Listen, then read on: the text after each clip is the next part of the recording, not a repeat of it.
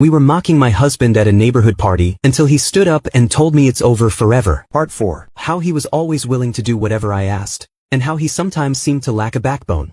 The laughter and teasing continued, with my friends making jokes about how whipped Jack was. That's when I noticed the silence. I turned and saw Jack standing there, pale and expressionless. He had heard everything. Jack walked over to the table where we were sitting, looked directly at me, and said we needed to talk. I was surprised but followed him. The party continued, but I could feel the eyes of everyone on us. That's when Jack said he was done. At first, I thought it was a joke, but Jack wasn't smiling. He said he was tired of being disrespected, both by me and by others. He told me he was leaving and that I wouldn't be coming back to our home. He said my things would be on the porch, and with that, he walked out. I stood there stunned. He walked off, leaving me standing there, stunned. I could feel everyone's eyes on me, their expressions filled with pity. They might not have heard what we said, but with the look on our faces and the way Jack walked away, it was obvious something bad had happened. I hurried after him, but by the time I got home, Jack was already packing up my things.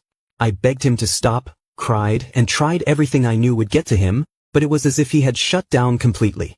He wouldn't even look at me, let alone listen to anything I said. He kept packing, determined, and eventually he finished. He tossed my things out of the house and told me to leave. At first, I refused. I pleaded with him, but then he threatened to call the police. I knew he was serious, so I had no choice but to go. As I walked out, I could feel the eyes of the neighbors on me, even my so-called friends. None of them came to help or comfort me. They just watched from a distance.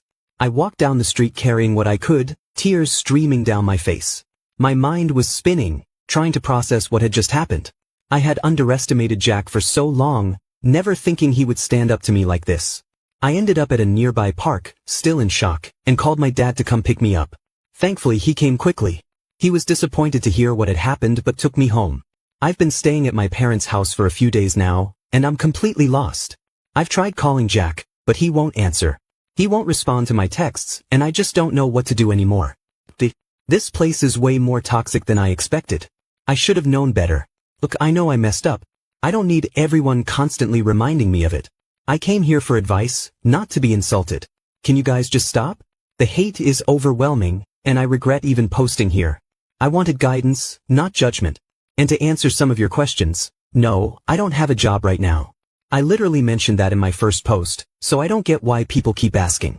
And no, my relationship isn't over. I'm hoping we can work things out. Also, no, this isn't fake. Follow for the next part.